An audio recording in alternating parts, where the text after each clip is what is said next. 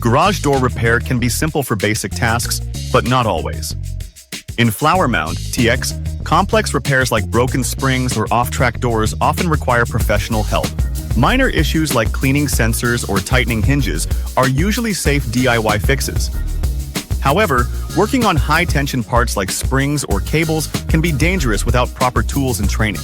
Common Flower Mound garage door problems include worn rollers, misaligned tracks, and opener malfunctions. Each issue varies in difficulty and risk, depending on the door system and your experience level. DIY may work for basic upkeep, like lubrication or battery swaps.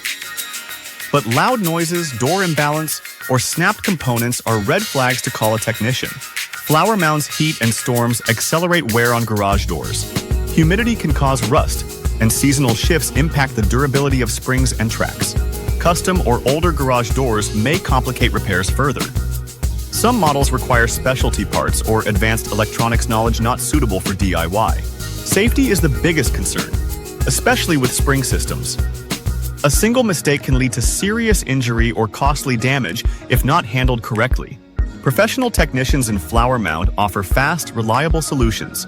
They understand local conditions, come equipped, and ensure your repair is safe and long-lasting.